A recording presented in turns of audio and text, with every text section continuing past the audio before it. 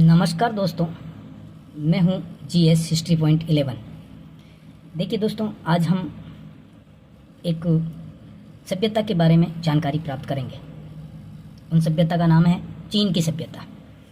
मुख्य रूप से चीन की सभ्यता के बारे में हम जानते हैं तो चीन की सभ्यता लगभग 3000 वर्षों से आबाद चली आ रही थी, यानी 3000 वर्षों तक उस सभ्यता का विकास चलता रहा। इसके बाद में चीन की जो सभ्यता थी उसका विकास कहाँ हुआ इसके बारे में देखते हैं। तो उसका विकास उत्तर पश्चिम, जो उत्तर चीन है उसमें हुआंगो नदी है, उस नदी घाटी में चीन सभ्यता का विकास हुआ था। उसके बाद में देखते हैं दोस्तों कि जो चीन के लोग थे वो अपने को बर्बर जातियों से घिरे हुए मानते और चीन को स्वर्ग के नीचे स्थित राज्य कहते थे अपने आप को, जिसमें चीन में उस शब्द को नाम दिया है तिएनसिया नाम से जाना जाता था। तिएनसिया उस राज्य को नाम से जानते थे, यानी चीन को स्वर्ण राज्य का। उसके बाद में देखते हैं दोस्तों कि चीन जो है वो चीन वंश के नाम पर चीन का नाम रखा गया था, यानी चिन वंश था। चीन वंश तो चीन की सभ्यता थी वो चिन वंश के नाम पर चीन का नाम पड़ा था धीरे धीरे। उसके बाद में चीन का उत्तरी भाग में हुआंगहो नदी बहती थी, जिसे पीली नदी कहते हैं। मैं दोस्तों इतना बता रहा हूँ कि इसमें जितना भी इस सभ्यता के बारे में जानकारी दे रखी है उससे बाहर कहीं नहीं जाएगा। कोई भी क्वेश्चन, कोई भी एग्जाम में कहीं भी विश्व की सभ्यता में देखे जाए तो चीन की सभ्यता में इस पेज में से आपको कहीं बाहर जाने की पढ़ने की कहीं ज़रूरत नहीं है, क्योंकि मैंने बहुत मेहनत से इस वीडियो को बनाया है। अब देखिए आगे देखते हैं तो उसके बाद में जो चीन है उसको कौन सी नदी का वरदान कहा गया। देखिए चीन का वरदान हुआंगहो नदी को कहा जाता है। उसके बाद में देखते हैं कि हुआंगहो नदी जो हजारों अभिशापों की नदी है, यानी उस नदी का दूसरा नाम है हजारों अभिशापों की नदी, चीन की विपत्ति और भटकती नदी के नाम से देखते हैं इसको। इसके बाद में दोस्तों देखते हैं कि चीन के दक्षिणी भाग में प्रमुख नदी सीक्योंग है। दक्षिणी भाग की जो नदी है चीन की वो सीक्योंग है।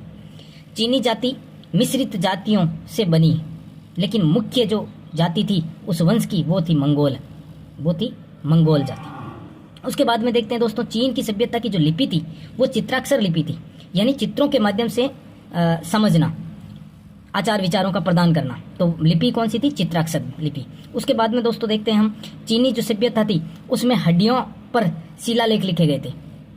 हड्डियों पर शिलालेख, प्रश्न आता है कि हड्डियों पर शिलालेख कौन सी सभ्यता से संबंधित है? तो चीनी सभ्यता से, जिन्हें आरेकल बोन कहा जाता था चीन की सभ्यता में।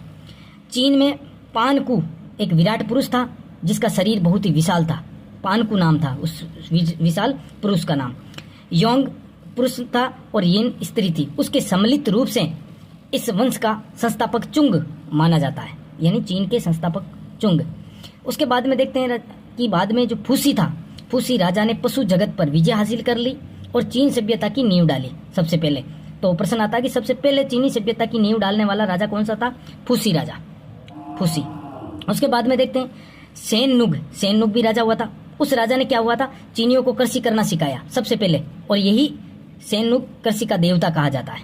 उसके बाद में तो देखते हैं ये, उसके बाद में आता हुआंग टी, ये भी राजा था। उसको पीला सम्राट बोलते हैं, पीला सम्राट। इसके बाद में चीनी जाति का पिता, हुआंग टी को चीनी जाति का पिता कहा जाता है।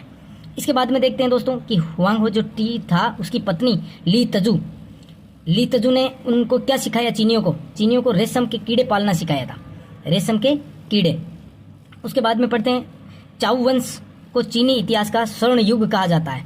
चाउ वंश के प्रश्न बहुत बार आता है दोस्तों कि चीनी सभ्यता के इतिहास में स्वर्ण युग कौन से शासक के वंश को कहा गया? तो चाउ वंश था। वो क्या था? चाउ वंश। चीन का प्रथम वंश शिया था। उसके बाद में इसने क्या कहा था कि ये ईश्वर की इच्छा की पूजा करते हैं। इस वंश के बारे में कहा जाता है की क्या है? की है शिया वंश का क्रूर निर्दयी अत्याचारी राजा था। की राजा का नाम है, जो कि शिया वंश का था, क्रूर और अत्याचारी, बहुत खतरनाक राजा था। उसके बाद में आता है सांग वंश का राजा था। इसके 28 शासक हुए थे। उसके बाद में देखते हैं कि इतिहास जो इसका प्रारंभ हुआ है वो सामंत प्रथा का विकास हुआ था सबसे पहले, इसके इतिहास का, राजनीतिक इतिहास का। कौड़ियों का प्रयोग किया गया, मंदिरों को आत्मा का घर कहा गया उसी इतिहास में, यानी चीनी सभ्यता के इतिहास में ये बात। सांग वंश में नर बलि की प्रथा थी, यानी इस वंश में जो 28 शासक हुए थे सांग वंश में, उसमें नर बलि की प्रथा देखी जाइए। उसके बाद में देखते हैं दोस्तों कि चाउ वंश था, जो चीनी दार्शनिक कन्फ्यूशियस और मेंसियस, लाओजू और मोजू, ये मतलब चाउ वंश के दार्शनिक हुए थे उस समय। कन्फ्यूशियस भी चीनी वंश से संबंधित था, वंश चाउ वंश से।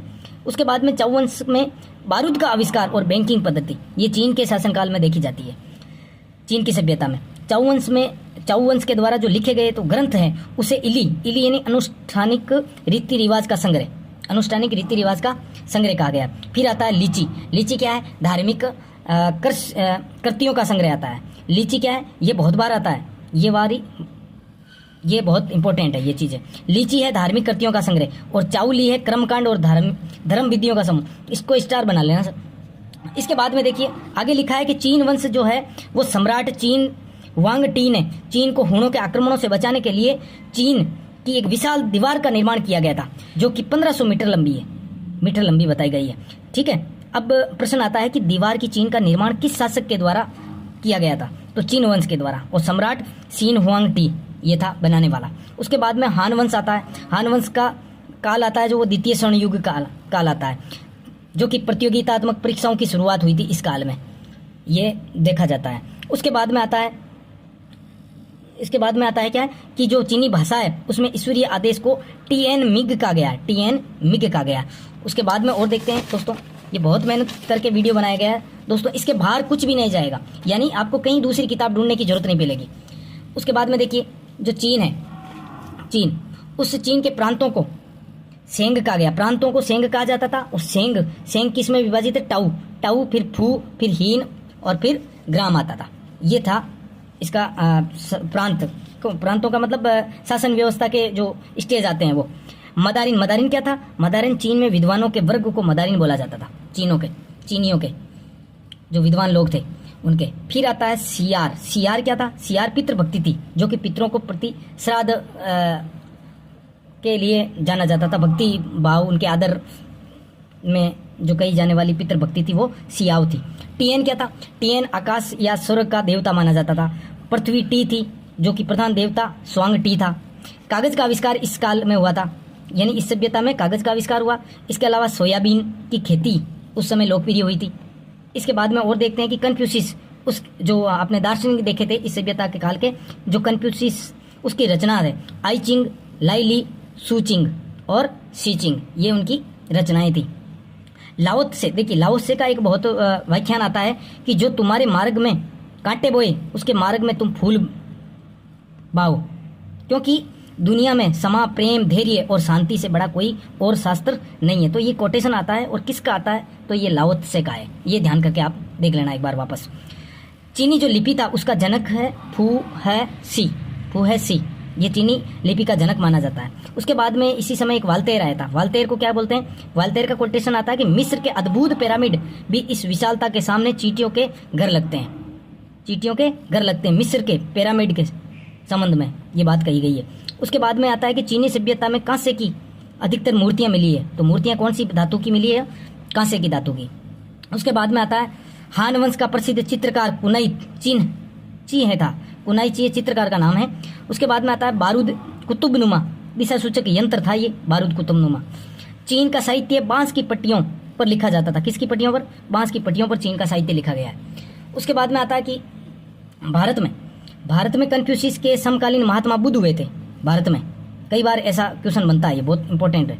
बुद्ध के समय में कन्फ्यूशियस पैदा हुए थे, मतलब माने जाते थे। जो उसके बाद में सिया वंश आता है, सांग वंश, चाउ वंश और हान वंश, ये मतलब एक क्रम है उसका। चीनी शासक जो स्वर्ग पुत्र की उपाधि धारण करते थे, चीनी शासक कौन सी उपाधि धारण करते थे, स्वर्ग पुत्र की। मोसियस का गुरु कन्फ्यूशियस था, ये उसके शिष्य का नाम था कन्फ्यूशियस के, मोसियस। तो मोसियस के गुरु का नाम आता है कन्फ्यूशियस। तो ये बहुत मेहनत करके वीडियो मैंने बनाया है। तो देखिए दोस्तों कि ये था मुख्य रूप से चीन की सभ्यता के बारे में। तो आप देख लें और इसको रीड करें। अच्छा, आपको बहुत हेल्पफुल होगा, तो आप कमेंट करके इसमें लिखिए कैसा आपको लगा। धन्यवाद दोस्तों, नमस्कार। चैनल को एक बार सब्सक्राइब कर